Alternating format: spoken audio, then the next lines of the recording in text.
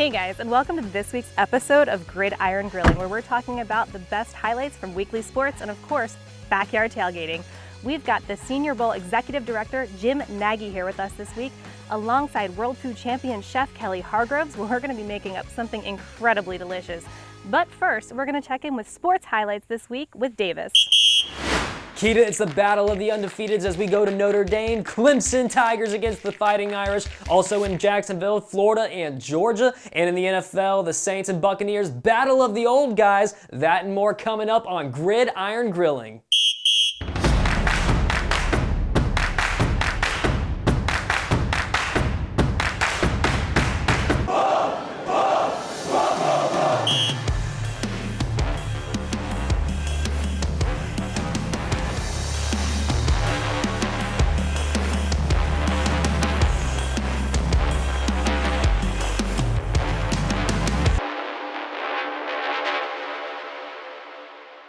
Every good tailgate needs a cocktail, and that's how we're going to get things started today.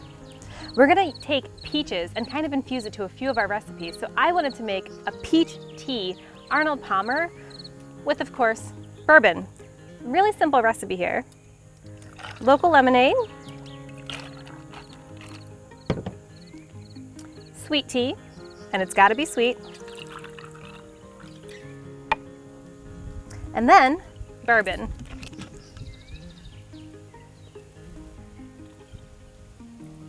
Now watch out, these can sneak up on you, so don't go chugging them.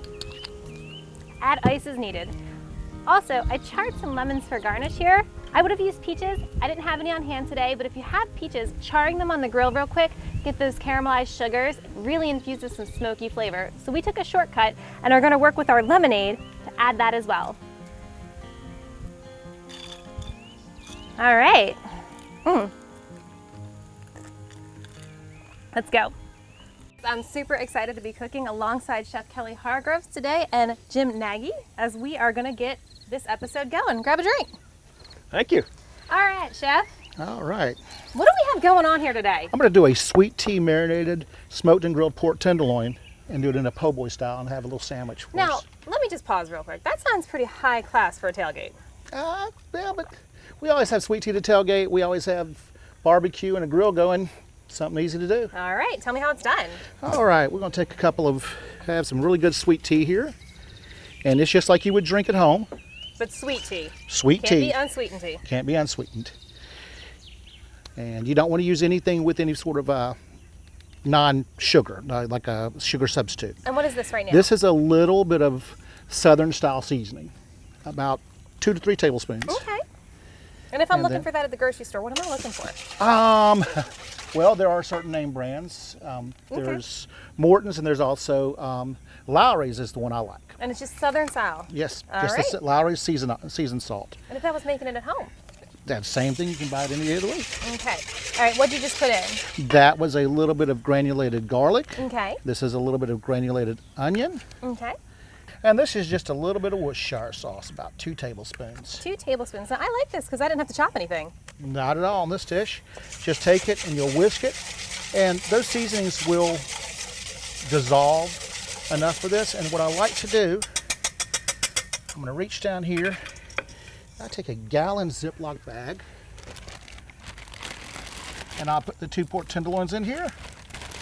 So I can do this at home before I go to the You can do game. this at home. Okay. In fact, it's better if you do that. I like to go, you can go 2 hours and be good, or you can go around about overnight and it's even better. See if I can get this over you. If not, All we're right. going to have a mess. I thought you were going to let that do it by himself. Well, it just seemed easier. Make him this work way. for Yeah, it. we need a little help. Thank you very much. Yeah. So now I have another sous chef. So. Add that to my resume. All right, so we're going to put that in a bag. Right, and then we're going to squeeze as much air out as you can. And what this does is it helps with the marinade getting into the meat. And then you'll just put this in your fridge in a pan or a plate like this and let it go. Okay, now Chef, Yes, real quick. A lot of people think pork tenderloin is the same as pork loin. it is not. Pork tenderloin is more as a lighter, it's more like the filet mignon of the pork. The pork loin is going to be a little denser, a little longer to cook. This is going to take, this is not going to take as long. However, it's not as much fat in this, so you really have to watch drying it out. So just keep your temperatures good and keep it simple and just watch how you cook it.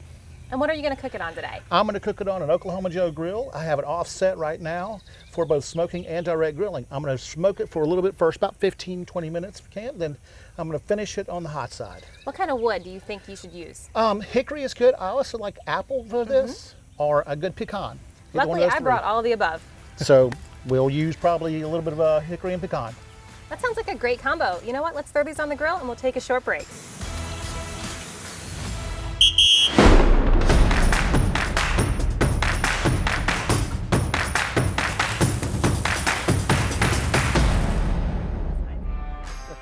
All right, while Chef Kelly's fixing up that slaw, we're going to talk about football. Let's do it. All right, so you're not a traditional coach. Tell me what it's like to be a scout. That sounds incredibly exciting. Scouting's a great life. I was in it for 18 years in the NFL, traveling all around the country. The biggest drawback was I didn't get to do a lot of this, not a lot of tailgating. You know, at a game every Saturday, walking through the parking lot, getting to the stadium, and couldn't stop and eat. Wait, at all? Or drink. No, You never stopped and like snuck anything. No, never got to do that. They must pay you more than me. Yeah. So came to the Reese's Senior Bowl a couple years ago to help run this game, and it's been a nice transition because now I get to do fun stuff like this, and actually on Saturdays eat and drink and have a good time. So you are now allowed to like walk around and hang out with people. Yeah, a little bit more, a little Okay. bit more. I have a little more leeway now. Who makes the better tailgating? College or pro? College. I get asked that a lot. What's the better sport, NFL, college? And there's a lot of reasons why I love the NFL, but college, just the pageantry, the game day, and a lot of that's the tailgating. So whether you're at the Grove at Ole Miss or here in our state of Alabama, up in Tuscaloosa or at Auburn, all great places to tailgate. And what's the best tailgating you've seen at the Reese's Bowl? Best tailgating the last couple of years. We're moving stadiums this year. We've been at Ladd Stadium in Mobile for over 70 years. We're moving to Hancock Whitney Stadium out on the campus at South Alabama this year. Okay. So there's going to be more opportunities to tailgate. So hopefully we can get something going this year. Is there something when you're walking through, now that you're allowed, that you can't pass up? Is it a rib? Is it a brat? Is it chicken wings? As long as it smells good, anything. Anything. Yeah, I'm a wing guy on game days. I love my wings, but if it smells good, I'm in for it. Is there such thing as like a superstition around food? You mean during a game, like if the team's like playing if well? I eat 17 wings, my team's not going to win. If I'm eating wings and the team's playing well, I'm going to keep eating. They're very lucky. Yeah, yeah. That's what makes them lucky. That's right. All right, let's skirt back a little bit to the kids on the field, the young men on the field, rather. Yeah. You know, when they get to this point in their career, how do they prepare for that pressure? There's a lot of pressure. You know, they go through 3 or 4 years of college, they come down to the Senior Bowl, and you would think them being the elite of the elite. Like last year we had 93 players drafted in the NFL out of our game, and you would think that these guys come in really confident, but it's amazing seeing them behind the scenes, the nerves associated with it all. And because we had over 900 NFL people at the game last year, so they know that all these decision makers, all these guys that are going to determine the future of their lives are there watching them, everything they do. So there is a lot of pressure involved with it. Is there anything you do or help, or as they're coming in, you see people helping them to get, because I'd be shaking in my boots. Yeah. I personally try to greet every kid just to have him a familiar face when he comes into the game. But we do. We have a lot of orientation programs set up for them during the week, whether it's financial education, media training. So they interview, because a big part of our week is interviews with the NFL teams. So we do before we unleash them to the teams, we give them a little interview prep course. But yeah, it's really interesting, all the stuff that goes on behind the scenes. Have you ever had a magic moment on the field that you've just really paused and been like, that? Like when you're seeing greatness? When you're watching somebody who just like that moment. That's the best part in scouting, is when you identify greatness. And it might only happen once every couple of years, but it's great like 20 years later to look back like, I remember when I first saw that guy do that. That's the joy of a scout, is that you're out there looking for that next guy to help you win a Super Bowl when you're in the NFL, and that's the ones that can really do that are the great ones. All right, Jim, who's like one of the more famous people you did spot? Well, I went to college with Tom Brady, so I saw Tom coming up through Michigan when he was a freshman. And then I worked for the Patriots with Tom for 7 or 8 years. So that was a little guy. That was cool. Scouting Russell Wilson I always look back on what Russell did, and then I was in Seattle with him for a few years, so that was cool. So really, I don't know why the quarterbacks always stick out, but they always kind of do. Hey, you know what? They kind of do. Yeah. I actually really love the team, the camaraderie of some of those West Coast teams. The Seattle Seahawks, I have a lot of friends that root for them, and those people are just a lot of fun. Yeah, I like it. The 12s are great. Right? You talk about, we talked about earlier, the tailgating's a little different than the NFL and college. Seattle really has like a college-like tailgating experience, so they're great up there. I now want to do just a tour That would be fun. taste testing All tour 32 of the teams. tail- Yeah, all the tailgating. absolutely. And they do a lot of fish up there in Seattle. You got the salmon and the sockeye and all that, so they do some cool stuff. Oh, cool. We'll have to do that sometime. All right. Are you getting hungry? Absolutely. Oh, me too. Let's do it.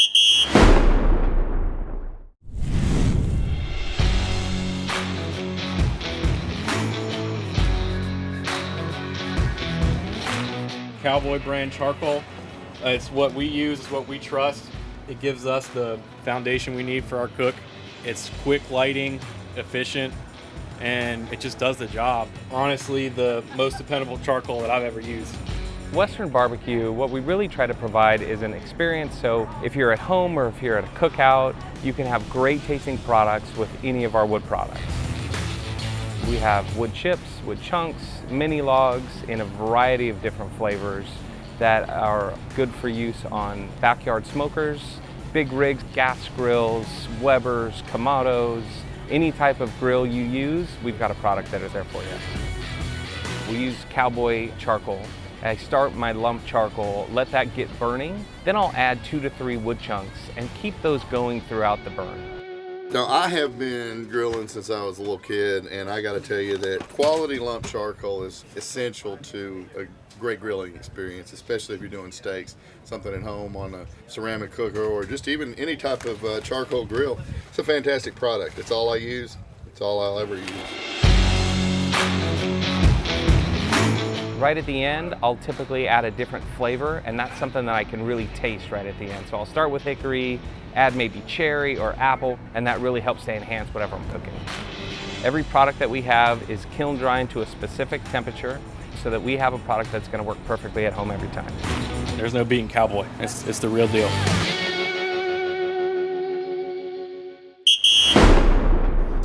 I'm getting really hungry, Chef. Can you tell me what's next? Next is going to be an Alabama hot slaw. What makes it an Alabama hot slaw? It uses a ketchup and vinegar base with hot sauce and a little cayenne in it. So I'm going to get started here. This is a half cup of apple cider vinegar, about a half a cup of ketchup, a little brown sugar, about 2 tablespoons. Okay. This looks like a good barbecue sauce. It could be. I think that's probably where it came from. Okay. Because it is associated with barbecue somewhat here in Alabama. It's kind of a little known recipe. A little hot sauce, about 2 tablespoons. How much kick is that? It's gonna have a little kick to it. Okay. Then we're gonna add a little more kick here. Oh. That's what I'm talking about. There we go. It's a little cayenne pepper. I'm gonna put about a half teaspoonful. Okay, a lot more heat. Yeah, it's gonna be a little hot. Just a little bit. And then last but not least, Worcestershire. Goes in almost everything. My favorite's Lee and Perrins. I guess I grew up with some Louisiana guys teaching me in this business. I'm going to whisk this together a little bit and get it going. And then from here, we're going to start cutting our slaw. This is about a half a head of green cabbage. And I'm going to go really thin. I would have no chance of pulling that off, what he's doing right now. Oh, really? No. Just a few years Okay, of maybe we don't injure the nut. That's some skills right there. How far ahead can I be making this sauce? You can make this sauce day ahead. You can have all the cabbage and all cut a couple Day days ahead? ahead. Yes. I just wouldn't put it together because it's going to wilt a little fast. Exactly. And get soggy. All right. I want crunchy cabbage. Okay, little green cabbage, and we're going to slice a little red. Add that color. Now, other than color, is there any reason to do both? No, not really. I just like the color. I'm not going to lie. You just want it to look pretty. It is all for prettiness. I don't think there's much difference in the 2 slaws in flavor. Okay. So if you had one or the other at home, totally cool. Absolutely.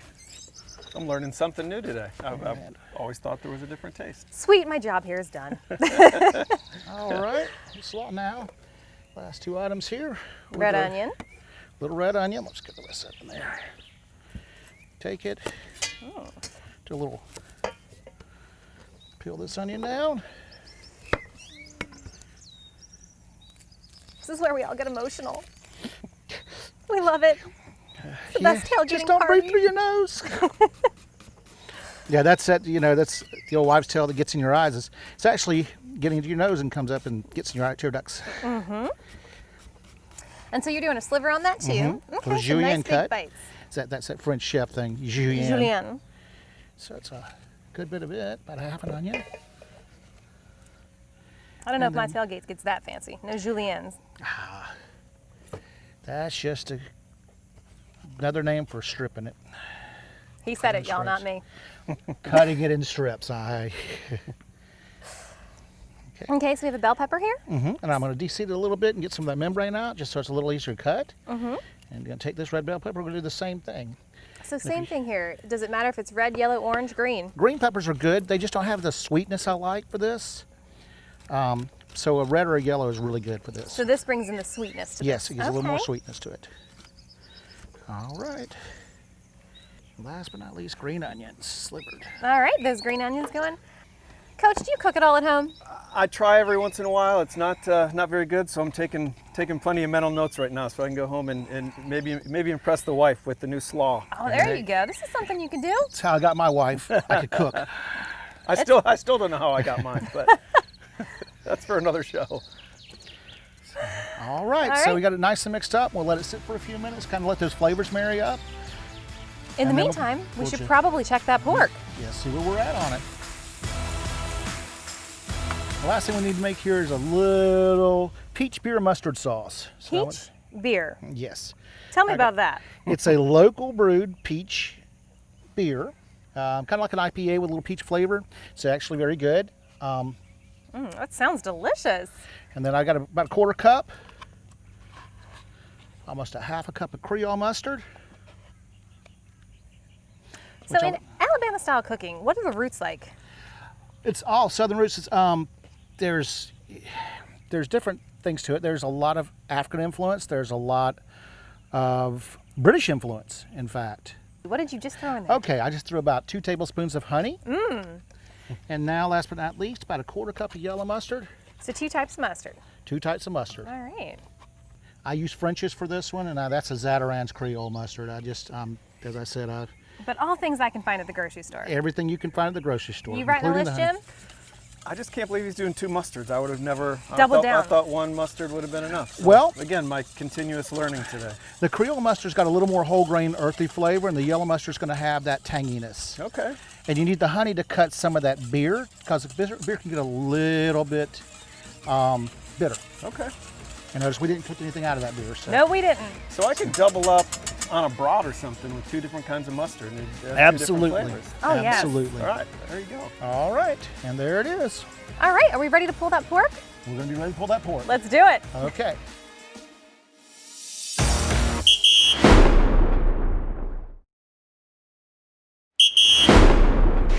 All right, are we ready to put these sandwiches together? We certainly are. But these aren't just sandwiches. You call them po' boys. Right, so what I'm going to do here is I'm going to use a little French hoagie roll. You can buy it at any store. Like a little thinner, narrow one, fits the bread a little better. You can toast this if you like. Don't have to, it goes directly on your grill.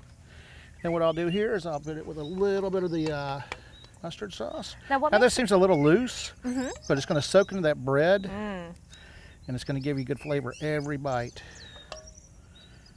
So. Now what makes it a po' boy? The bread it's used on, that comes from the term from New Orleans, Louisiana. French bread was kind of a cheap commodity at the time that people could get. And so they started calling po' boys because everybody would line up and get them because it was cheap. All right, I'm going to slice this on the bias a little bit. This pork came off at about 145. So that nice pink center, Nice pink center a little bit, just a little bit of pink center. It's not, it's that perfectly exactly good, and it's you don't want to tender, overcook your tender, pork. tender.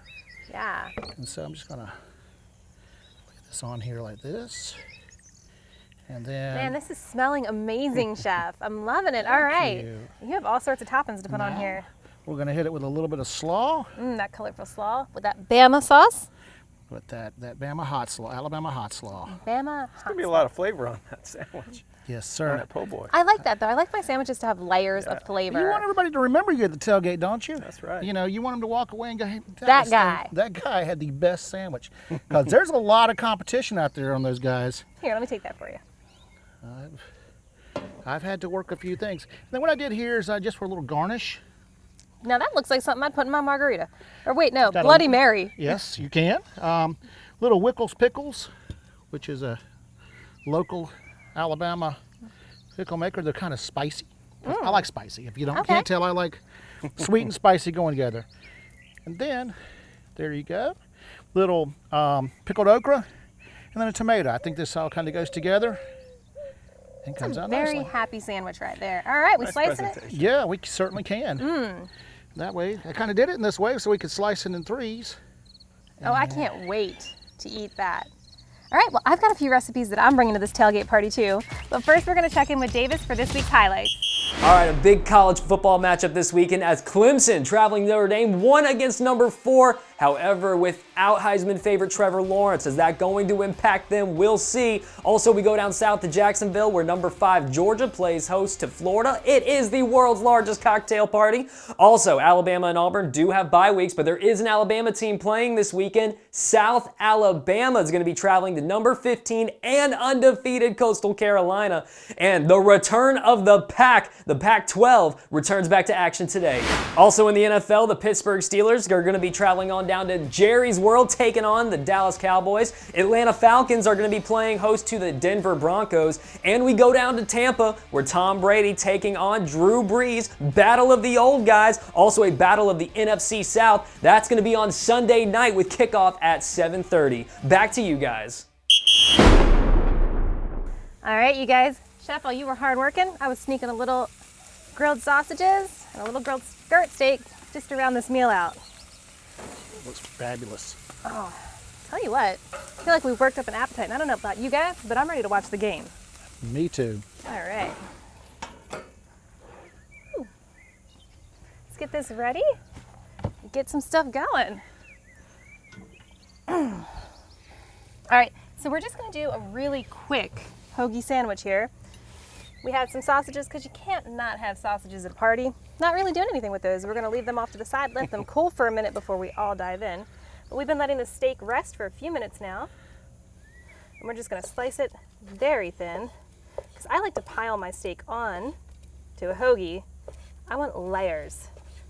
We're also gonna chop up some of these peppers that we just grilled real quick, nice and thin. You're going to use the sweet peppers that you grilled and roasted, which is going to Yes. give it a little more sweet flavor. Exactly. And what do we put on the meat? Oh, you know what? We did this one really easy. I used a little bit of a spice pepper blend, Okay. a little everything pepper, salt and pepper. I think that on good quality beef, salt and pepper go a long way, and I always finish in fat. So for this one, I hit it with a little bit of oil, but at home I would have hit it with a little bit of butter. Right, The absolutely. secret. Fat is flavor. And look at that. Look at that smoke That's ring. beautiful. That. Oh, you're gonna go in. There you going. go. All right. I can't help myself. We just have little rolls Is here. that Is it? How'd I do? It's good. All right. Really good. I'm telling you, salt, pepper, fat. That's the key to everything. Those look like little sweet Hawaiian rolls. They are little sweet Hawaiian rolls. You know what? It's what we had in the pantry today. Oh, I'm in favor of that. There's no, I'm in favor of using up what we have on hand. absolutely. Like I Plus, said, if- those are just absolutely delicious with anything. They are. And if we had some taco shells at home, I probably would have grabbed those. Oh, man down. That skirt steak would make wonderful tacos as well as the sausage. Exactly. Pile some peppers on top there, and then you can finish everything in a really nice green sauce. This is a quick chimichurri that we whipped up with some parsley, a little scallion, green onion, a whole lot of garlic. Depends on how much you like it. Green sauce goes on everything, guys. All right, let's make a few more of these. Are you guys getting hungry? Absolutely. I'm ready to feed everybody and go watch the game. Let's do it. Yes, let's do All that. right.